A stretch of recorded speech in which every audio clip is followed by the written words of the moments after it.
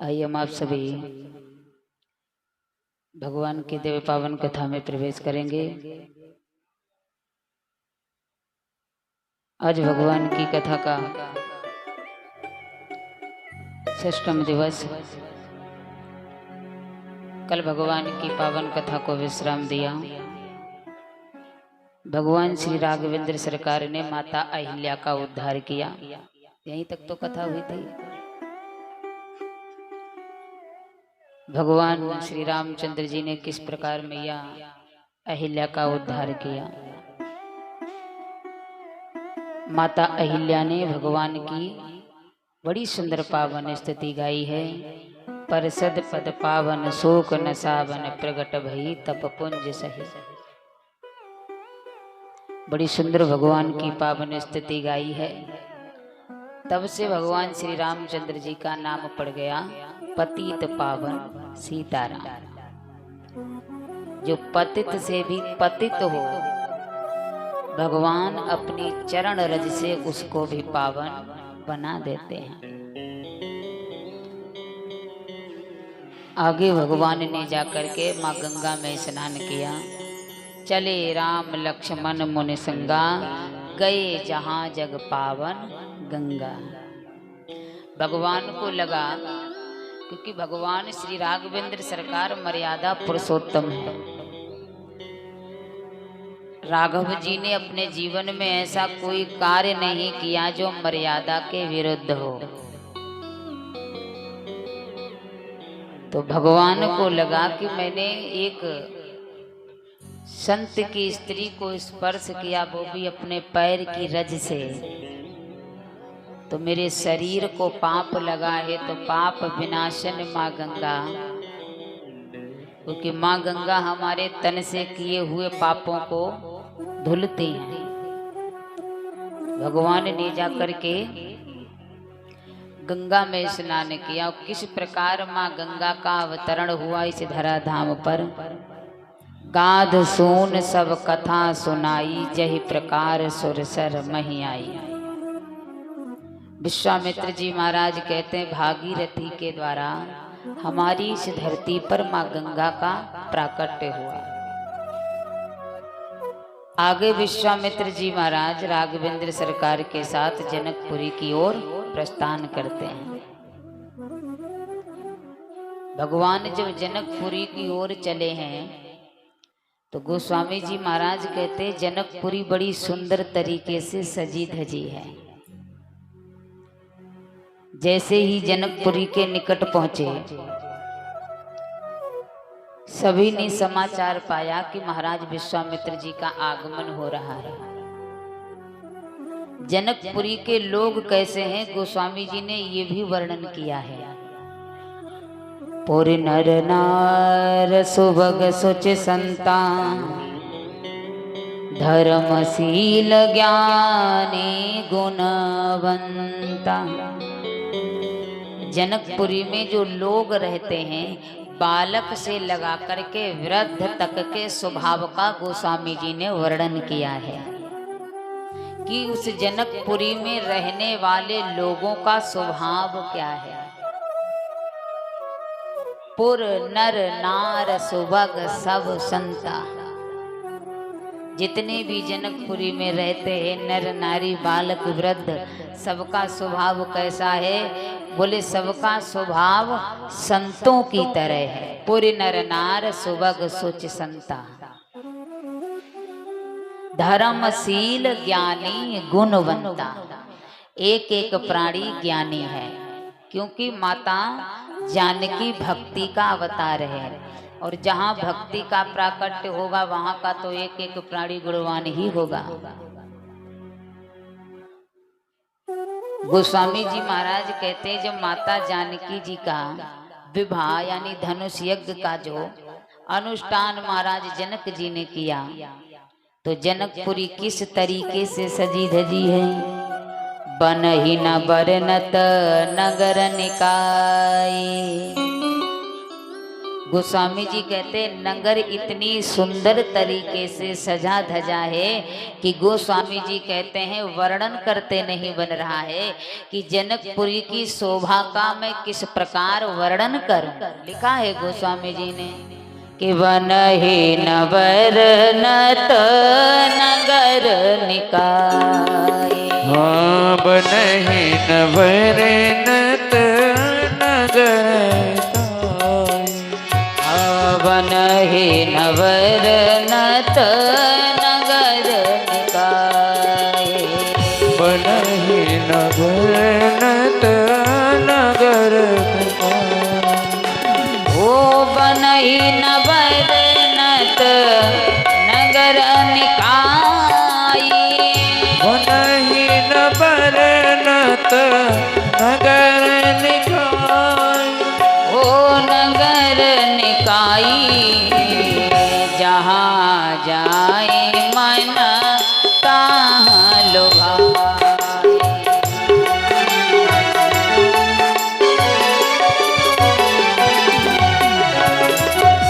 गोस्वामी जी महाराज कहते हैं बनहि नबर नत नगर निकाई जहाँ जाए मन तहाँ लुभाए। जनकपुरी का ऐसा कोई स्थान नहीं है, गोस्वामी जी कहते हैं जहाँ जाने से मन न लगे। ऐसा लग रहा है कि जनकपुरी की चारों तरफ कड़कड़बे माता जानकी जी का वास हो। तो गोस्वामी जी कहते इतनी सुंदर तरीके से जनकपुरी सजी धजी है कि बनहि न बरनत नगर निकाई। हमसे वर्णन करते नहीं बनता है, जनकपुरी की इतनी सुंदर शोभा है। विश्वामित्र जी का जब आगमन हुआ तो महाराज जनक जी ने समाचार पाया। विश्वामित्र महामुनि आए समाचार मिथिलापति पाए। महाराज जनक जी ने जब समाचार पाया ब्राह्मणों के साथ में आकर के विश्वामित्र जी का स्वागत किया। महाराज जनक ने आकर के विश्वामित्र जी के चरणों में शीश झुका करके प्रणाम किया। कीन प्रणाम चरण धरे माथा। कल मैंने निवेदन किया था कि प्रणाम करने का तरीका क्या है। महाराज जनक ज्ञानी हैं और इतने ज्ञानी नहीं है, महाराज जनक अधिक से अधिक ज्ञानी है। और ज्ञानी होना स्वाभाविक है क्योंकि महाराज जनक जी के गुरु ही कौन है? अष्टावक्र जी महाराज, जो शरीर के प्रत्येक अंग से टेढ़े हैं, 8 जगह से टेढ़े हैं। और महाराज जनक ज्ञानी के साथ साथ विदेह राजा जनक, जिन्हें अपनी देह की कभी सुध नहीं रहती है, वो महाराज जनक के द्वार पर जब विश्वामित्र जी का आगमन हुआ तो कैसे प्रणाम किया? कीन प्रणाम चरण धरे माथा दीन अशीष मुदित मुनिनाथा। विश्वामित्र जी के चरणों में जनक महाराज ने अपना शीश रख करके प्रणाम किया, कुशलता पूछी, महल में लेकर के आए। इधर क्या हुआ कि जब विश्वामित्र जी महाराज ने जनकपुरी में प्रस्थान किया तो राघव जी और भैया लक्ष्मण जनकपुरी की शोभा को देखने के लिए चले गए। लेकिन जब जनक महाराज जी विश्वामित्र जी के पास आए उसी बीच में भगवान का आगमन हो गया। अब जनक महाराज ने क्या किया? जनक महाराज ने विश्वामित्र जी का सम्मान करना भूल गए। तो विश्वामित्र जी से दृष्टि हटी और कहाँ पहुंची? बोले गोविंद भगवान की। विश्वामित्र जी की दृष्टि पहुंच गई। विश्वामित्र जी ने जनक महाराज को देखा। राघव जी जब वापस आए तो जनक महाराज की दृष्टि सबसे पहले राघव जी के ऊपर पड़ गई। अब महाराज जनक जी ने जब राघव जी को देखा तो महाराज जनक कुछ क्षण मौन हो गए।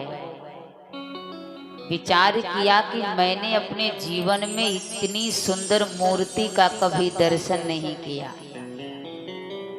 मन में विचार कर रहे हैं, मूरत मधुर मनोहर देखी। भगवान की इतनी दिव्य सुंदरता है कि महाराज जनक स्वागत कर रहे थे विश्वामित्र जी का, स्वागत करना भूल गए और भगवान को टकटकी लगा करके निहारने लगे कि मूरत मधुर मनोहर देखी, भयहु विदेह विदेह विशेष। पहले तो राजा जनक केवल विदेह थे और जब भगवान को देखा तो भयहु विदेह विदेह विशेषी। 2 बार गोस्वामी जी ने विदेह विदेह लिखा। अब जब भगवान को देखा अब विशेष रूप से विदेह हो गए और भगवान को देखने लगे। विचार कर रहे हैं, मैंने अपने जीवन में इतनी सुंदर मूर्ति का कभी दर्शन नहीं किया। प्रेम मगन मन जानन कर विवेक धर धीर, बोल्यो मुने पदनाय सिर और गद गद गिरा गभीर। जनक महाराज जी की आंखों से अश्रु बह रहे हैं और बड़े दीन भाव से विश्वामित्र जी से कहा, गुरुदेव पहले ये बताइए कि आपके साथ में ये 2 बालक कौन हैं? जनक महाराज ज्ञानी भी हैं, भक्त भी हैं, प्रभु को देखते ही पहचान गए, पर कहीं न कहीं थोड़ा संशय छिपा है। हाथ जोड़ करके कहने लगे, गुरुदेव बताइए आपके साथ में 2 बालक कौन है? विश्वामित्र जी ने कहा, इतनी भावुकता के साथ क्यों पूछ रहे हो, कभी बालक नहीं देखे हैं क्या? जनक महाराज ने कहा, देखे तो बहुत हैं लेकिन ऐसे बालक नहीं देखे, इसलिए कृपा करके नाथ मुझे समझाइए 2 बालक कौन हैं?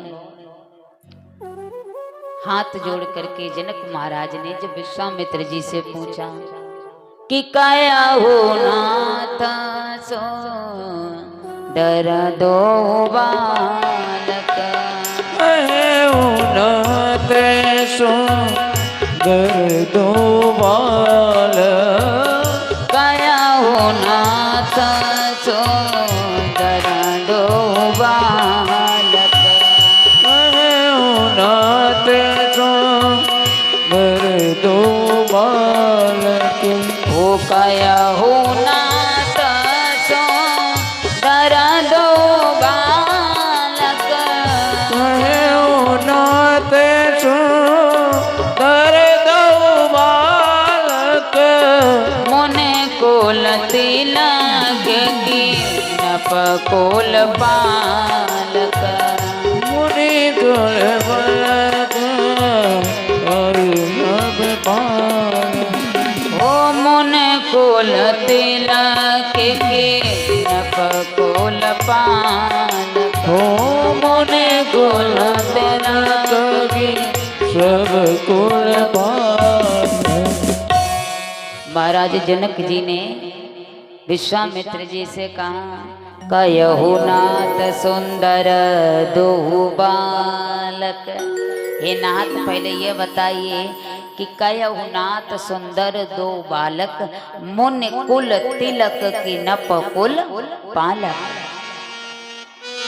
राजा जनक यदि पहचान न गए होते तो दोनों बातें राजा जनक की सत्य हैं। मुन कुल के आभूषण भी हैं और किसी राजा के पुत्र भी हैं। तो विश्वामित्र जी से पूछा, बताइए गुरुदेव कि आपके साथ में 2 बालक कौन है? किसी राजा की संतान लग रहे हैं, लेकिन अगर ध्यान से देखा जाए तो मुन कुल के आभूषण लग रहे हैं। मुझे बताइए कि आपके साथ में 2 ये बालक कौन है? विश्वामित्र जी ने कहा, पहले आप बताइए कि आप बालकों को देखकर इतने उतावले क्यों हो रहे हैं, पहले आप बताइए। महाराज जनक जी ने कहा, स्वामी इन्हीं बिलोकत अति अनुरागा, आज इनको देखकर हमारे हृदय में अति अनुराग हो रहा है। जब हम किसी साधारण सुंदर पुरुष को देखते हैं तो कहीं न कहीं राग छिपा होता है, और जब भगवान की सुंदरता को देखते हैं तो हृदय में अनुराग होता है। राग में मोह छिपा है और अनुराग में प्रेम छिपा है। महाराज जनक जी कहते हैं इन ही बिलोकत अति अनुरागा, थोड़ा बहुत नहीं अति अनुराग हो रहा है। बरवस ब्रह्म सुखई मन त्यागा, आज मेरे मन ने जबरदस्ती ब्रह्म के सुख को भी त्याग दिया। सरकार बताइए आपके साथ में 2 बालक कौन है? विश्वामित्र जी बड़े प्रसन्न हुए। विश्वामित्र जी ने सोचा कम से कम जनकपुरी में किसी ने तो इन्हें पहचान ही लिया। अब विश्वामित्र जी बताने जा रहे थे कि कहे मुन बेहस कहो न पनी का, ये राजन जो तुमने कहा है ये बिल्कुल सत्य कहा है। वचन तुम्हारा न होय अली का, कभी तुम्हारा वचन झूठ हो ही नहीं सकता। जो तुमने विचारा है वो बिल्कुल सत्य विचारा है। भगवान ने कहा अब तो हमारी पोल पट्टी विश्वामित्र जी खोलने वाले हैं, और सारी पोल पट्टी खोल करके रख दी तो फिर यहीं से वापस होना पड़ेगा।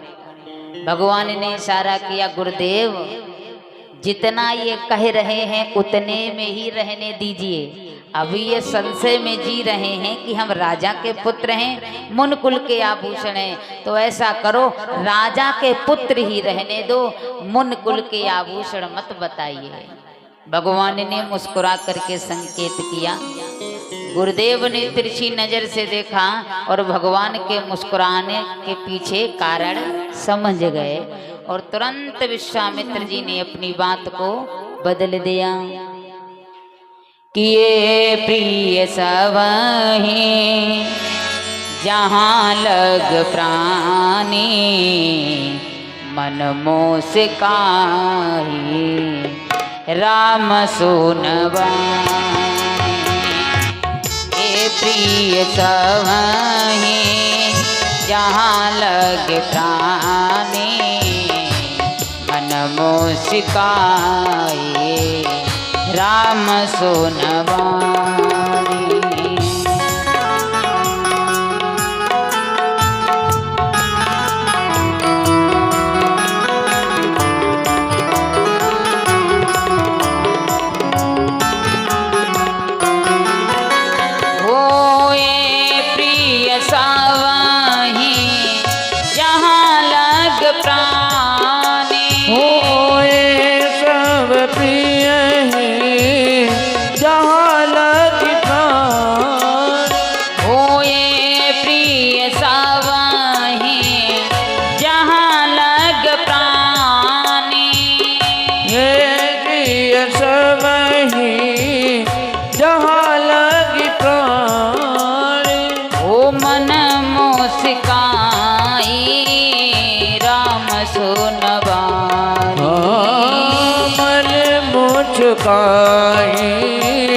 राम सुनिबानी रघुकुल मन दशरथ के जाए, रघुकुल मन दशरथ के जाए। मम हित लाभ नरेश पठाए, मम हित लागी नरेश पठाए।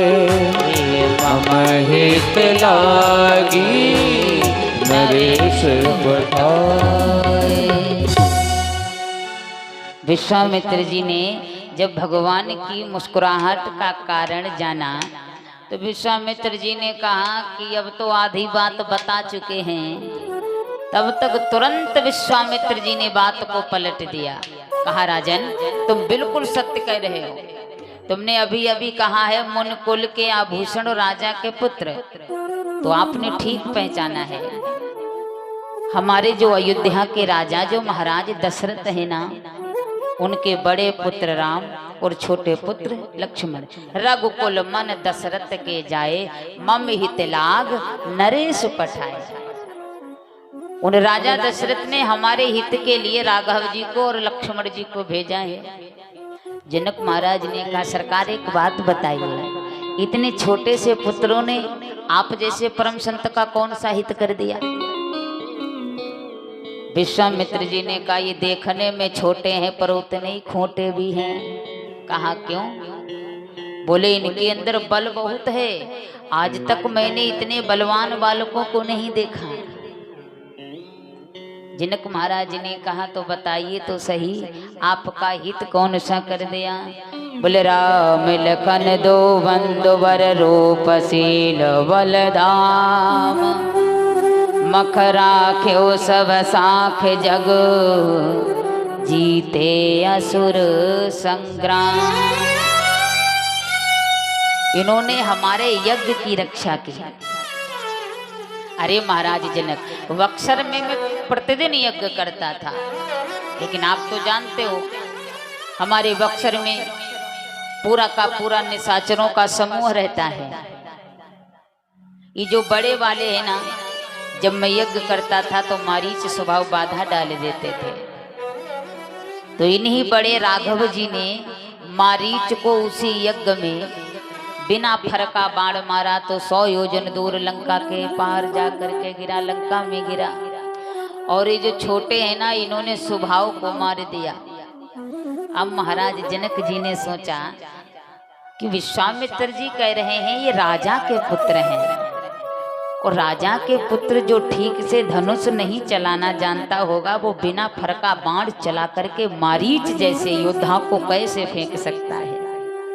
तो कहीं न कहीं महाराज जनक के अंदर अब भी विश्वास छिपा है कि ब्रह्म के अलावा ये दूजे कोई और नहीं है।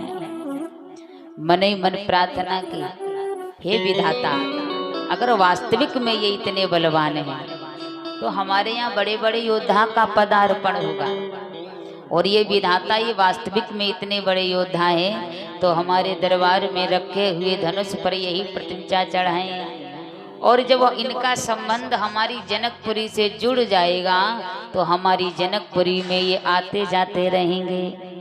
मन ही मन महाराज जनक जी ने प्रार्थना की, और भगवान ने उस प्रार्थना को स्वीकार कर लिया। मन ही मन भगवान ने भी कह दिया, राजन चिंता काहे कर रहे हो, इतनी दूर से यहाँ चल कर के आए हैं तो कोई विशेष काम से ही आए हो। और मन की प्रार्थना को प्रभु ने स्वीकार किया। महाराज जनक जी ने क्या किया, बड़ी सुंदर तरीके से सुंदर महल दिया, उत्तम प्रकार की महाराज जनक जी ने प्रभु की बड़ी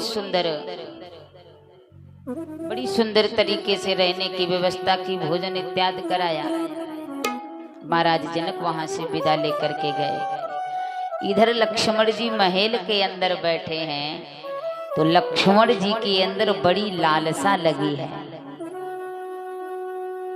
कि कैसे भी कैसे मुझे जनकपुरी का दर्शन मिल जाए।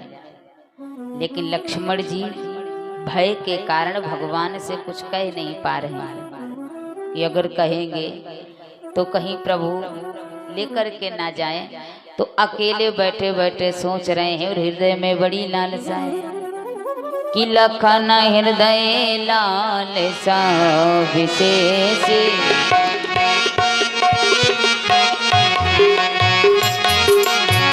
लखन हृदय लालसा विशेष, लखन हृदय लालसा विशेष।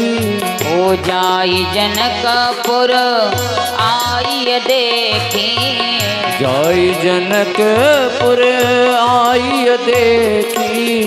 लखन हृदय लालसा विशेष, लखन हृदय लालसा विशेष। जाई जनकपुर आई देखे, जाई जनकपुर आई देखी। ओ प्रभु भय बहुर मुनहि सको चाही, ध्रुवे मोर मन नहीं सक चाहे। ओ प्रगट न कहीं मन मुस्काई, प्रगट न कहे मन मुस्काए। हाँ प्रगट न कहीं मन मुस्काए। लखन हृदय लालसा विशेषी, जाई जनकपुर आई देख। बड़ी लालसा है जनकपुरी का दर्शन मिल जाए, लेकिन प्रभु वै बहुर मुनहि सकुचाई, प्रगट न कहिया मन ही मुस्कान। अकेले लक्ष्मण जी बैठे बैठे मुस्कुरा रहे हैं कि जनकपुरी का कैसे दर्शन मिले। रामचंद्र जी ने सोचा लक्ष्मण जी को क्या हो गया, जब से जनकपुरी में आया है तब से मन ही मन हंसता जा रहा है। भगवान ने जब ध्यान से देखा तो लक्ष्मण जी के अंदर तो जनकपुरी के दर्शन की अभिलाषा जागी है। राम अनुज मन की गति जाने। प्रभु अपने अनुज यानी भैया लक्ष्मण जी के हृदय की बात को समझ गए और धीरे से कहा, लक्ष्मण तेरे अंदर जो लालसा बैठी है ना, मैं उस लालसा को जानता हूँ। लक्ष्मण भैया ने कहा कौन सी लालसा है? बोले जनकपुरी का दर्शन करना चाहता है। लक्ष्मण जी ने कहा अरे भैया आपको कैसे पता चला कि हम जनकपुरी का दर्शन करना चाहते हैं? भगवान ने कहा देख लखन, मैं बड़ा हूं और तू छोटा है। वो बड़ा भाई किस काम का जो छोटे की मन की बात को न जान सके। राम अनुज मन की गति जानी, भगत बक्षलता ही हुलसानी। भगवान ने कहा चिंता न कर, नगर देखना चाहता है, चल हमारे साथ तुझे जनकपुरी की एक एक गली का दर्शन कराऊंगा। लक्ष्मण जी ने कहा एक बात बताओ सरकार, जनकपुरी की एक एक गली की दर्शन कराओगे तो क्या इससे पहले कभी जनकपुरी में आए थे क्या? भगवान ने कहा आया तो नहीं था। तो लक्ष्मण जी ने कहा तो आपको कैसे जनकपुरी की एक एक गली पता है? भगवान ने कहा अरे पूछ पूछ करके जनकपुरी का दर्शन कर लेंगे, लेकिन चल पहले हमारे साथ गुरु जी से आज्ञा लेनी जरूरी है। बिना गुरु की आज्ञा से जनकपुरी का दर्शन कैसे करेंगे? लक्ष्मण जी ने कहा यदि आपको हमारे साथ चलना है तो हमारी एक शर्त माननी पड़ेगी। लक्ष्मण जी ने कहा कौन सी? लक्ष्मण जी ने कहा मेरी एक शर्त है। भगवान ने कहा कौन सी? बोले जनकपुरी में जब हम महल से बाहर चलेंगे तो मैंने सुना है जनकपुर की जो सखियां हैं ना, ये बड़ी ही टेढ़ी हैं। जिसको भी टेढ़ी नजर से देख लेती हैं तो वो सदा सदा के लिए टेढ़ा ही हो जाता है। इसलिए ये जनकपुरी है। अगर आप इतने सुंदर तरीके से सज धज करके निकलोगे और किसी सखी ने टेढ़ी नजर से देख लिया तो फिर आप तो टेढ़े हो जाओगे सरकार। और जब टेढ़े बन जाओगे तो टेढ़े पुरुष से विवाह कौन करेगा? और यहाँ कल इतना बड़ा धनुष यज्ञ है, आप यहाँ के दामाद होने वाले हैं और विवाह से पहले ससुराल की गलियों को नापोगे तो लोग क्या कहेंगे? इसलिए आपका तो जाना उचित नहीं बनता है। प्रभु ने कहा बनने वाले हैं, अभी बने तो नहीं हैं। लक्ष्मण जी ने कहा वही तो समझा रहा हूँ सरकार, यदि आपको हमारे साथ चलना है तो हम तो जनकपुरी का दर्शन करेंगे ही, लेकिन आप जनकपुरी का दर्शन मत करिएगा। आप जब गलियों में चलिएगा तो आप बड़ी गंभीरता के साथ अपनी नजरों को झुका करके और एक एक गली का दर्शन करना। प्रभु ने कहा इसका मतलब हम नीचे देखें और तू ऊपर देख करके चले, तो फिर जाने से फायदा क्या है? लक्ष्मण जी ने कहा शर्त यदि माननी है तो चलिए हमारे साथ। भगवान ने कहा ठीक है। अब भगवान जब गुरुदेव जी के पास आए और भगवान ने अपने गुरु से आज्ञा ली, नाते लखन पुर देखन चयन। भगवान ने कहा हे मेरे नाथ, अच्छा लालसा भगवान के अंदर भी है कि हम जनकपुरी का दर्शन करें, लेकिन भगवान ने अपना नाम नहीं लगाया, लक्ष्मण जी का नाम लगा दिया। नाथ लखन पुर देखन चयहि, प्रभु सकोच डर प्रगट न कयहि। हे मेरे नाथ, लक्ष्मण के अंदर बड़ी लालसा है जनकपुरी देखने के लिए जाए। अगर आपकी आज्ञा हो तो क्या लखन को जनकपुरी का दर्शन करा दें? जो रायुर आयुष में पावो, नगर दिखाए तुरंत ले आओ। कहीं नहीं जाऊंगा, नगर दिखा करके तुरंत वापस लेकर के आऊंगा। विश्वामित्र जी ने भगवान को आशीर्वाद दिया। जाहि देखिया बहु नगर सुख निदान दो भाई, करहु सुफल सबके नयन सुंदर बदन दिखाय। जाहि देखिया बहु नगर सुख निधान दो भाई, करहु सुफल सबके नयन सुंदर वदन दिखाए। जाइए नगर का दर्शन करिए, क्योंकि आपके दर्शन की अभिलाषा सारे जनक प्रवासियों को है, सब पर कृपा करिए। अब भगवान जब लक्ष्मण की अंगुली को पकड़कर जब महल से बाहर निकले, तो गोस्वामी जी महाराज जनकपुरी का वर्णन करते हैं कि जब भगवान महल से बाहर निकले तो जनकपुरी भी मर्यादा से भरी हुई है। कैसी मर्यादा है? जनकपुरी के जो बालक हैं वो महल से बाहर भगवान की अंगुली को पकड़ करके चल रहे हैं, और जनक प्रवासी के जो पुरुष हैं वो घर की दहेली से परमात्मा का दर्शन कर रहे हैं, और जनक प्रवासी की जो नारियां हैं वो झरोकों से भगवान को झांक रही हैं। हमारे आपके द्वार पर कोई सुंदर वस्तु आ जाए तो कहो पूरा घर खाली हो जाए, लेकिन जनकपुरी की मर्यादा ये है कि पुरुष जब घर में हो तो नारी को कभी भी दहेली पार करनी नहीं चाहिए। गोस्वामी जी ने लिखा है कि युवती भवन झरोकन लागे, युवती भवन झरोकन लागे, युवती भवन झरोकन लागे, युवती भवन झरोकन लागे। ओ युवती भवन झरोकन लागे, युवती भवन झरोकन लागे, झरोकन लागी। निरखई राम रूप अनुराग, निरखई राम रूप अनुरागी। युवती भवन झरोकन लागी, झरोकों पर जाकर के खड़ी हो गई और सबके हाथों में पुष्पों की थाली है।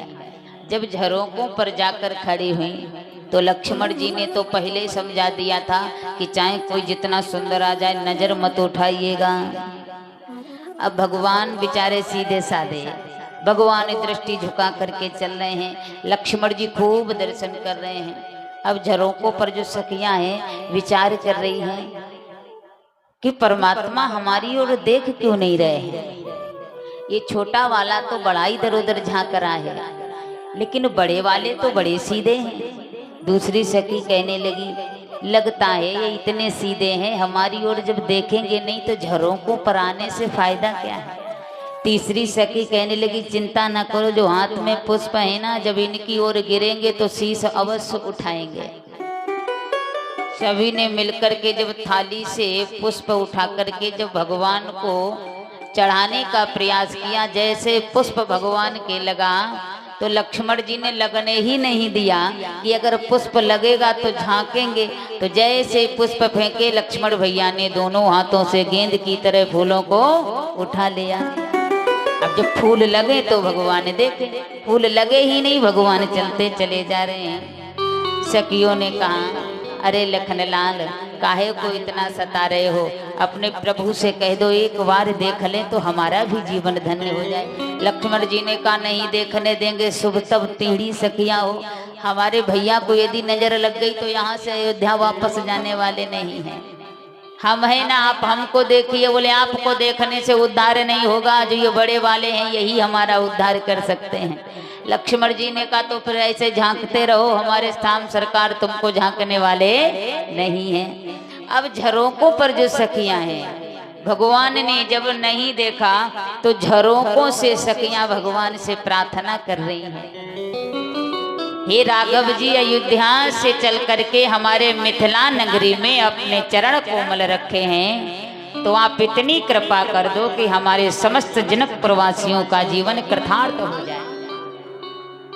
तो झरोकों पर जो सखियां हैं भगवान से प्रार्थना कर रही हैं कि तनिक हेरि रघुनाथ जी हमारे ओरिया, तनिक हेरि रघुनाथ जी हमारे ओरिया, तनिक हेरि रघुनाथ जी हमारी ओरिया, तनिक हेरि रघुनाथ हमारी ओरिया हो, हमारे ओरिया, हमारी ओरिया हो, हमारी ओरिया, तनिक हेरि रघुनाथ जी हमारी ओरिया, तनिक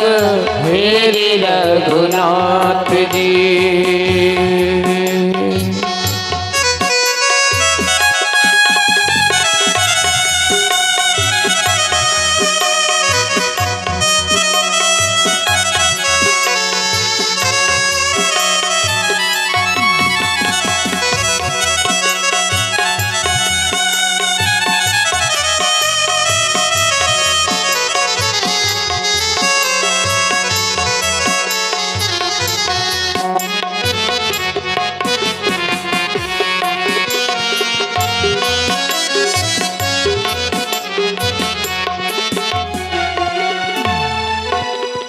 सुंदर श्यामल गौरे मनोहर लाला, सुंदर श्यामल जोड़ी मनोहर लाला, ओ सुंदर श्यामल गौरे मनोहर लाला, सुंदर श्याम रे मनोहर लाला, ओ अखिया नबसेल मनोहर जोड़िया, आखियन बदल मनोहर जोड़िया, तनिक हेरि रघुनाथ जी हमारे ओरिया, तनिक हेरि रघुनाथ जी हमारी ओरिया, तनिक हेरि रघुनाथ जी। जय हो।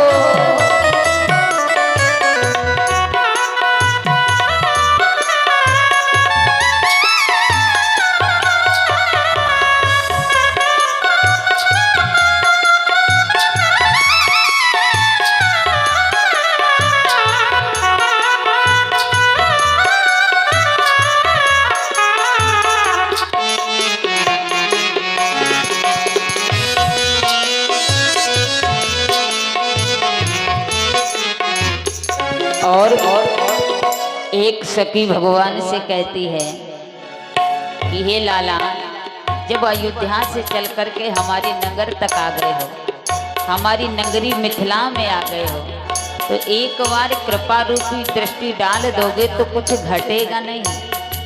तो एक सखी भगवान से निवेदन करती है, मिथिला में आए के जादू चलेबे लाला, मिथिला में आए के जादू चलेबे लाला, ओ मिथिला में आए के जादू चलेबे लाला, मिथिला में आए के जादू चलेबे लाला, ओ खोगिया ये मिथिला में सब सखियाँ, घूमी आई मिथिला में सब सखियाँ, तनिक हेरि रघुनाथ जी हमारे ओरिया, तनिक तनिक हेरि रघुनाथ जी हमारी ओरिया तनिक हेरी रघुनाथ जी। जय हो।